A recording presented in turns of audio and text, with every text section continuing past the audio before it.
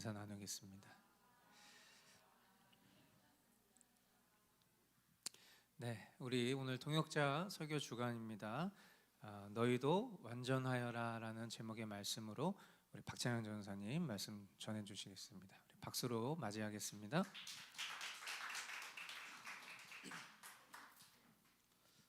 네, 너희도 완전하여라라는 설교 주제를 가지고 하나님 말씀 선포하겠습니다.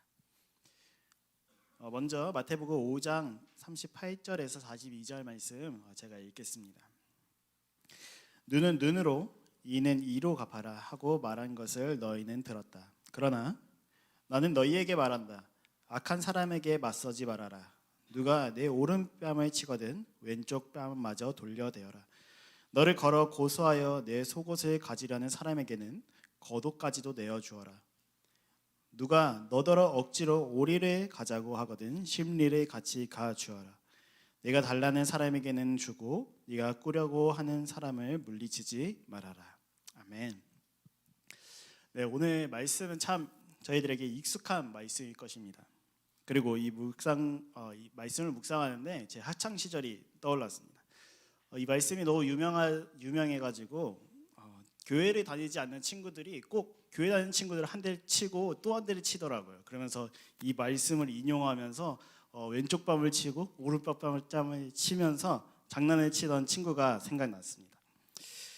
그만큼 오늘 본문은 우리들에게도 익숙하고 교회를 다니지 않는 친구들에게도 익숙한 말씀일 것입니다. 그러나 말씀을 듣고 말씀을 아는 것도 중요하지만 더 중요한 것은 이 말씀을 오늘 기도했던 것처럼 살아내는 것이 중요한 것입니다. 말씀을 아는 것과 말씀을 살아내는 것은 너무나도 다른 것입니다. 지식적으로 동의를 한다고 한들 내 삶에 그 아무런 실제가 없다면 그것은 성경은 분명하게 말씀하십니다. 그것은 죽은 믿음입니다. 지난 시간부터 우리는 설교를 통해서 그리스도인들이 이 세상 가운데 어떻게 살아가야 되는지 분명한 가이드를 받았습니다. 그리고 매일 말씀을 듣고 어떻게 살아가야 되는지 주님의 말씀을 통해서 우리는 매일 깨닫습니다. 그러나 말씀을 들어도 이 믿음과 결합하지 않고 살아내지 않는다면 그것은 내게 그저 지나가는 소음에 지나지 않을 것입니다. 오늘도 우리가 익숙한 말씀이라 할지라도 우리는 다시 말씀 앞에 정직하게 나아가고 귀 기울이며 집중해야 합니다. 그리고 오늘 주님께서 내게 주신 말씀이 어떤 말씀인지 전심으로 나아가는 이 시간이 되기를 소망합니다. 오늘 본문의 말씀은 구약 성경에서 여러 곳에 등장하는데 한 구절만 찾아보면 출애굽기 21장 23절에서 25절 말씀입니다. 그러나 그 여자가 다쳤으면 가해자에게는 목숨은 목숨으로, 눈은 눈으로, 이는 이로, 손은 손으로, 발은 발로, 화상은 화상으로, 상처는 상처로, 멍은 멍으로 갚아야 한다. 아멘. 이 말씀만 부분적으로 보면 성경은 내게 누군가가 상해를 입히면 똑같은 수준으로 상대를 보복하라는 말씀처럼 받아들일 수 있습니다. 그러나 이런 성경 구절은 전체적으로 봐야 하는데 이 말씀은 상대에게 복수하기 위해서 제정된 것이 아니라 성경은 오히려 지체를 향해서 복수하지 말라고 오히려 더 나아가 말씀하고 계십니다. 레위기 19장 18절 말씀을 보면 한 백성끼리 앙심을 품거나 원수 갚는 일이 없도록 하여라. 다만 너는 너의 이웃을 내 몸처럼 사랑하여라. 나는 주다. 아멘. 이렇듯 내게 피해를 준 상대를 향해 보복하려고 만든 법이 아니라 이 말씀을 적용하는 배경은 개인과 개인의 문제를 개인 스스로 해결하기 위해서 말씀을 끌어오는 것이 아니라 이 두 사람 사이에 공정하게 판결할 수 있는 재판관의 주관 하에 정당한 법적인 대처를 하기 위해 제정된 율법임을 우리는 기억해야 합니다.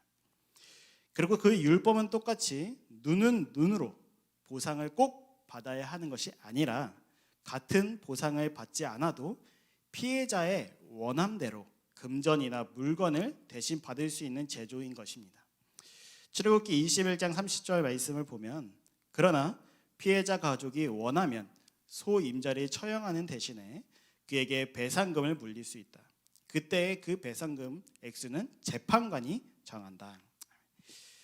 재판관이 있고 가해자와 피해자가 있어야 이 말씀이 적용되고 공정하고 정의롭게 법을 집행돼야 한다는 것을 스스로의 기준으로 또 스스로의 생각으로 판단을 내려서 상대방에게 이 정도는 괜찮을 거야, 이 정도 보복은 내가 해도 돼, 왜냐하면 이런 말씀이 있기 때문에 라고 스스로 이 말씀을 끌어다가 보복하는 일이 없도록 해야 합니다. 우리는 말씀에 대한 나의 원함으로 말씀을 제 멋대로 이해해서는 안 됩니다. 그것이 자신의 잘못된 재성으로 정당화해서도 안 됩니다. 오늘날뿐만 아니라 일부 주석가들은 예수님 당시에도 이런 사람들 사이에도 이러한 구약의 말씀들이 잘못 이해되고 적용되어진 것을 알고 예수님께서 살인에 대해 또 간음에 대해 맹세에 대해 보복에 대해서 바르게 알려주기 위함 때문에 이 말씀을 전했다고 해석도 합니다. 그리고 예수님께서는 어쩌면 우리들에게 구약의 율법보다도 더 나아가 완전한 순종을 요구하시는데 오늘 본문의 말씀처럼 내가 피해를 본다 할지라도 보복하는 것이 아니라 상대방을 오히려 배려하고 용서하고 또 인내하면서 사랑하라고 말씀하고 계십니다. 이어지는 말씀을 보면 내 이웃을 사랑하고 내 원수를 미워하여라 하고 말한 것을 너희는 들었다. 그러나 나는 너희에게 말한다. 너희 원수를 사랑하고 너희를 박해하는 사람을 위하여 기도하여라. 그래야만 너희가 하늘에 계신 너희 아버지의 자녀가 될 것이다. 아버지께서는 악한 사람에게나 선한 사람에게나 똑같이 해를 떠오르게 하시고 의로운 사람에게나 불의한 사람에게나 똑같이 비를 내려주신다. 아멘. 사랑하는 성도 여러분, 누가 원수입니까? 누가 우리의 이웃입니까? 예수님께서는 이 성경 속에서 이웃을 설명하기 위해서 한 가지 이야기를 해주셨는데 그것은 우리가 너무나도 잘 알고 있던 선한 사마리아인 이야기입니다.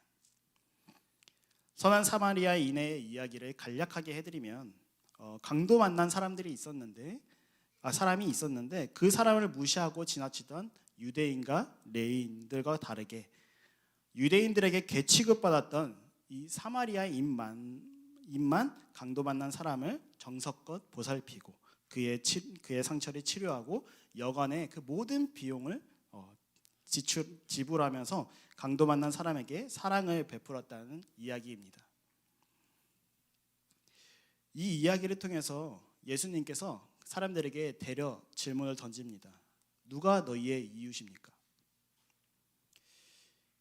이 이야기를 통해서 깨달아 알 수 있는 것은 우리의 원수, 우리의 이웃은 우리의 기준과 우리의 선입견으로 이웃과 원수를 구분할 수 없다는 것입니다.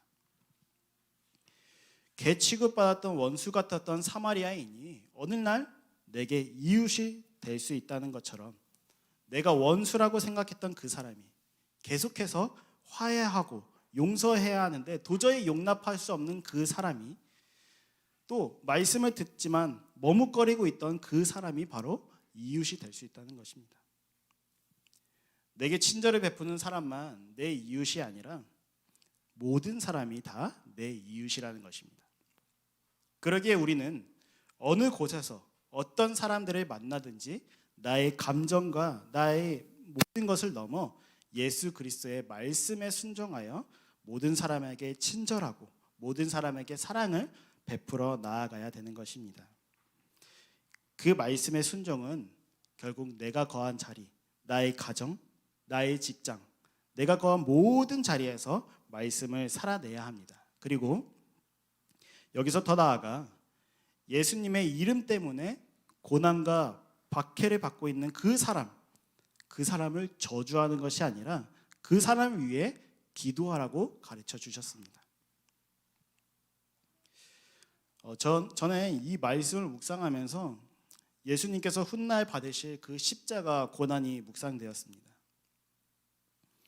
하나님의 아들이신 예수님께서 채찍질을 당하시고 침뱉음을 당하시고 모진 고문을 가한 그들에게 천벌을 내리시는 것이 아니라 오히려 그들을 향해 예수님께서는 기도하셨습니다. 누군가 이 말씀을 듣고 너무나도 살아내기 싫어서 왜 이렇게까지 살아내야 되는 것입니까?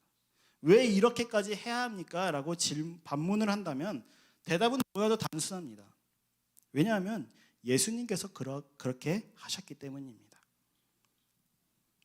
우리가 어떤 존재인지 잊어서는 안 됩니다. 손해보기 싫어요. 원수를 용서하고 싶지 않아요. 라고 마음속으로 생각이 들 수 있죠. 그러나 우리 주님은 하나님이신 예수님께서 죄인의 모습으로 이 땅에 오셨습니다.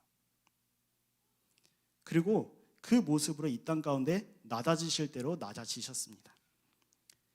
예수님의 비하, 성육신을 하시고 모든 고통을 받으시며 고난받으셨고 결국 영원하신 하나님께서 하나님의 아들이신 예수님께서 죽음을 맞이하셨습니다.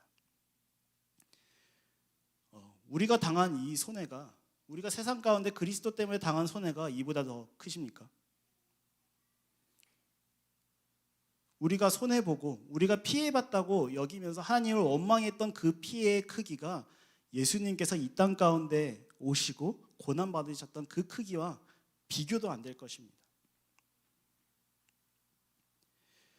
어쩌면 우리가 평생 받을 고난을 다 합쳐도 예수님의 낮아지심과 비교할 수 없을 것입니다. 그런데 여기서 잊지 말아야 할 것이 무엇인지 아십니까? 우리 예수님을 이 일들을 기쁨으로 감당하셨다는 것입니다. 우리가 예수 그리스도의 사랑으로 인해서 다시 하늘 아버지와 화해하고 다시 주님과 기쁨의 교제를 누리는 그날을 생각하시면서 그 모든 고난을 감당하시며 기쁨으로 누린 그 일을 감당하셨다는 것입니다. 주님이 받으신 그 고통보다도 우리가 하나님과 기쁨의 교제를 누릴 수 있는 그 기쁨의 크기가 더 크셨기 때문에 그 고난을 이겨내시고 십자가 사랑을 이루신 것입니다. 사랑하는 성도님들, 우리가 어떤 은혜를 받았는지 어떤 사랑을 잊고 살아가는지 항상 기억하시기 바랍니다. 우리가 이곳에서 예배할 수 있는 자격은 우리의 어떠함이 아닌 예수 그리스도의 자격으로 이곳에서 예배할 수 있는 것입니다. 우리는 이미 2000년 전 예수 그리스도와 함께 죽고 예수 그리스도와 함께 사는 존재라는 것을 믿는 자라면 손해보기 싫지만 예수님이 그러하셨기에 인내하며 사랑하겠습니다. 저는 저 사람을 용서하고 싶지 않지만 예수님께서 나 같은 죄인도 용서하셨기에 저도 용서하며 사랑하며 살아가겠습니다 라고 결단하면서 행하며 나아가는 것이 바로 하나님의 자녀의 마땅한 삶인 것입니다. 그리고 주님께서 이 일들을 기쁨으로 행하셨듯이 주님을 믿는 자들이 이 일을 행할 때 항상 기쁨으로 나아가게 하실 것입니다. 우리는 하나님의 자녀입니다. 우리는 하늘 시민권 자이기에 하늘의 법, 하나님의 말씀을 따라 살아가는 자들이 바로 우리 성도입니다. 하나님의 자녀로 이 세상을 살아가는 것은 특권입니다. 때론 힘이 들고 지칠 때 마치 하나님의 자녀로 살아가는 것이 나만 이렇게 사는 것 같다. 너무 외로워. 왜 이렇게 살아가야 되지? 라는 생각에 잠겨 외롭고 슬프고 우울함에 잠길 수도 있지만 우리는 그럴 때마다 기억하며 여기며 믿음으로 나아가야 됩니다. 내가 하나님의 자녀로 살아가는 것은 엄청난 사랑이고 엄청난 희생이 있었고 예수 그리스도 그분으로 충분하다는 것을 기억해야 합니다. 하나님의 일반 은총은 모든 사람에게 동일하게 해를 주시고 공기도 주시고 비도 주시지만 하나님께서 하나님의 자녀들에게 특별히 주신 건 생명입니다. 그리고 그 생명으로 오늘을 살아내게 하실 것입니다. 그리고 그 생명으로 인해서 우리가 살아가는 그 모든 순간이 기쁨으로 여겨지게 될 것입니다. 기뻐할 수 없을 때에도 기뻐하게 하시며 감사하지 못할 때도 감사하게 하시며 슬픔이 찾아와도 그 마음 가운데 세상이 줄 수 없는 평안과 위로를 주실 것입니다. 제가 어제 요한복음을 보면서 한 가지 너무나도 기억에 남는 장면이 있었습니다. 그것은 제자들이 예수님께 그것 좀 주세요, 그것 좀 주세요 하는 그 장면 속에서 예수님이 한 말씀을 하시는데 바로 샬롬입니다. 사랑하는 여러분, 세상이 줄 수 없는 위로와 평안은 예수 그리스도만 주실 수 있습니다. 그 샬롬이 우리 안에 매일 넘쳐야 하는 순간들이 있기를 간절히 소망합니다. 그 삶 가운데 고난과 아픔이 있을지라도 그 고난을 통해 하늘 아버지의 참뜻을 더욱 알게 하시는 지혜를 주시며 그 아픔을 통해서 나의 믿음을 더욱 견고하게 세워주시는 주님의 은혜를 누릴 수 있는 이 특권이야말로 우리 그리스도인들만 누릴 수 있는 특권입니다. 이 특권을 온전히 누리기 위해서는 말씀 앞에 정직하게 나아가야 됩니다. 기도의 자리에 나아가야 합니다. 그리고 살아내셔야 합니다. 말씀대로 살아갈 수 없는 자에게 더욱 말씀 앞에 나아가며 더욱 기도의 자리로 나아가야 됩니다. 주님, 지체를 사랑하게 해주세요. 주님, 형제 자매를 사랑하고 용납하게 해주세요라고 기도한다면 주님께서 반드시 그 사람을 사랑할 수 있는 기회를 주실 것입니다. 이어지는 말씀, 너희를 사랑하는 사람만 너희가 사랑하면 무슨 상이 있겠느냐, 무슨 상을 받겠느냐, 세례도 그만큼 하지 않느냐. 또 너희가 너희 형제자매들에게만 인사를 하면서 지내면 남보다 나을 것이 무엇이냐, 이방 사람들도 그만큼은 하지 않느냐. 그러므로 하늘에 계신 너희 아버지께서 완전하신 것 같이 너희도 완전하여라. 아멘. 하나님께 사랑하게 해달라고 기도하면 하나님께서 지체를 사랑할 수 있는 기회를 주실 것입니다. 그럴 때 우리는 믿음을 사용해야 합니다. 그 상황이 우리가 생각했던 만큼 아름다운 상황이 아닐 수도 있습니다. 오히려 살이 찢겨나가는 아픔일 수도 있겠지만 하나님은 끝내 그 지체를 사랑할 수 있게 하실 것입니다. 우리는 공동체 안에 차별 없이 사랑해야 합니다. 더 나아가 모든 이들을 차별 없이 용서하며 사랑하며 나아가야 됩니다. 비록 사랑하기 힘든 상황과 환경일지라도 우리는 사랑해야 합니다. 왜요? 주님이 그러하셨기 때문입니다. 우리는 예수님처럼 비슷하게 살아가는 것이 아니라 예수님으로 살아가는 존재입니다. 우리는 서로 사랑해야 합니다. 제가 왜 이 사랑으로 결론을 맺는 것은 예수님께서 구약의 율법을 가르침 안에 모든 것이 사랑이 베이스 되어 있기 때문입니다. 즉 예수님께서 몸소 보여주신 그 십자가 사랑이 우리 안에 실제 되어야만 이 모든 일들이 가능하게 되는 것입니다. 억지로 하는 것이 아니라 내 안에 계신 그 성령님께서 선한 동기를 불어일으키셔서 이렇게 할 수밖에 없도록 주님께서는 인도하실 것입니다. 사랑할 수 없는 그 사랑에서 사랑할 수 있도록, 용납할 수 없는 그 상황 속에서도 지체를 향해 기도할 수 있도록 주님께서 살아내게 하실 것입니다. 여기서 한번 질문을 던져봅니다. 사랑하는 성도님들, 십자가 복음이 오늘 우리에게 실제되고 있습니까? 십자가 사랑이 우리 안에 충만하고 계십니까? 로마서 13장 8절에서 10절 말씀을 결론했습니다. 서로 사랑하는 것 외에는 아무에게도 빚을 짓지 마십시오. 남을 사랑하는 사람은 율법을 다 이룬 것입니다. 간음하지 말아라, 살인하지 말아라, 도둑질하지 말아라, 탐내지 말아라 하는 계명과 그 밖에 또 다른 계명이 있을지라도 모든 계명은 내 이웃을 내 몸과 같이 사랑하여라 하는 말씀에 요약되어 있습니다.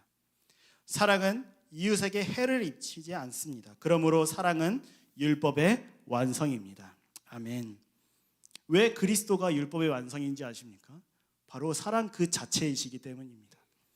그 사랑이 우리 안에 오늘 임하셨고 우리 안에서 매일 임하시고 우리 안에 풍성한 사랑을 넘치게 하실 것입니다.